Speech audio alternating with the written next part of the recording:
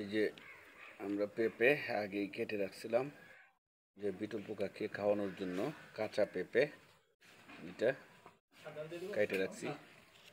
এটার এই যে শুকায় গেছে, কারণ এটার মধ্যে একটা ভেজা ভেজা ভাব থাকে, পানি থাকে আর আটালু কষ থাকে, যার ফলে এটা দিলে বুসি নষ্ট হয় এবং পাঙ্গাস হওয়ার একটা সম্ভাবনা থাকে।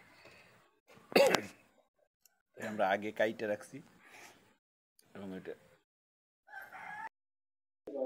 প্রত্যেকটাতে 3 পিস করে দাও।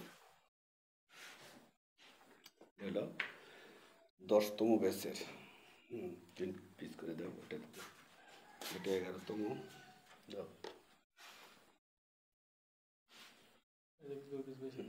এটা বেশি দাও, একটা পোকা বেশি, 11তম লার্ভা বেশি।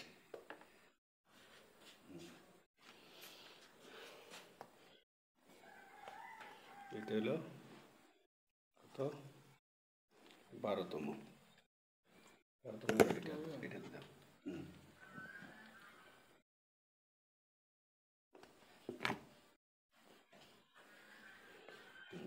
তুমি এটা মধ্যে দাও, পিস করে দাও।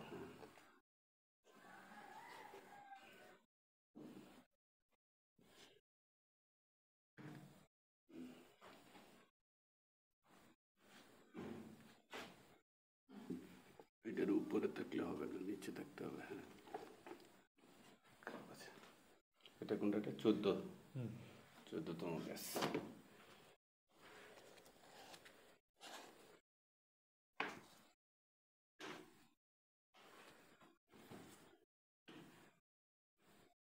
এটা কম দাও,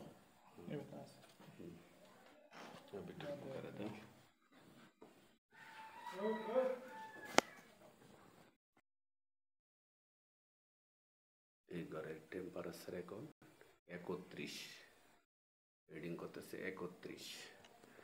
তো আমরা এই যে প্রতিদিন বিটল পোকাকে কাঁচা পেঁপে ছোট ছোট করে কেটে খেতে দিই, আর এই যে পুরাতন যে ইয়াটা আছে খাবারটা, সেটা চেঞ্জ করি, কারণ ওই খাবারটা থাকলে বেশিরভাগই পাঙ্গাস হওয়ার সম্ভাবনা থাকে। তো আজকে এই যে নতুন করে আবার এই যে খাবার দিলাম প্রত্যেকটা বাটিতে, যে নতুন করে খাবার দিলাম।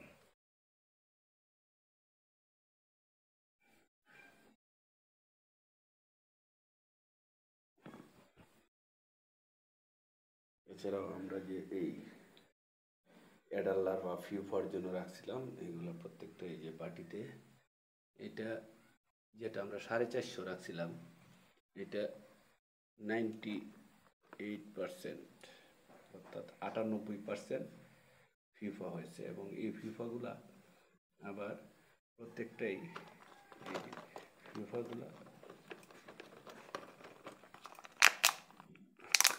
এই যে ফিফাগুলো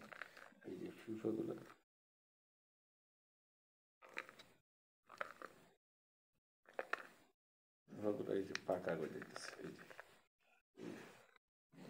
পাকা গজাচ্ছে।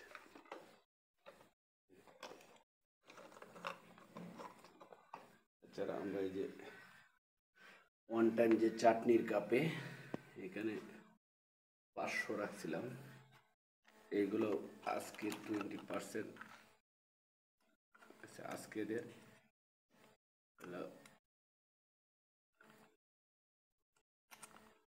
12তম দিনে এসে এরা 20% অ্যাডাল্ট হয়ে গেছে, যেটা 15 থেকে 18 দিনে হওয়ার কথা। প্রত্যেকটা বাটিতে এরকম আমাদের এগুলো বাটিতে করে রাখছি।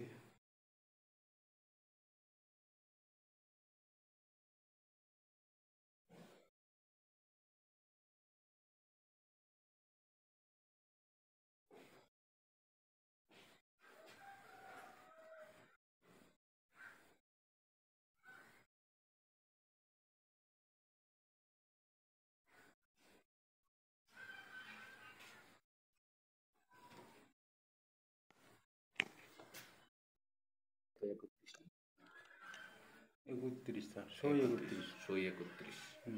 এখন বাজে 5টায় 31 ডিগ্রি সেলসিয়াস তাপমাত্রা রুমে। হিটে আসছে কারণ আজ আমরা এই যে এই পাশে কম্বল দিছি, কম্বল দিয়ে জানালা আটকাই দিছি, আর এই পাশে কম্বল দিয়ে জানালা আটকাই দিছি। সামনেরটা ছিল দক্ষিণ পাশেরটা, আর হলো এই যে এটা যে নিচে কম্বল যেটা, এটার যে ভেজা ছিল এটা আর্দ্রতাটা, ঠিক আছে? এই জন্য আমাদের এটা ঘরের হিটটা আসছে। আর নিচে ওই যে দরজা বন্ধ করে দেওয়া হয়েছে নিচে দিয়ে,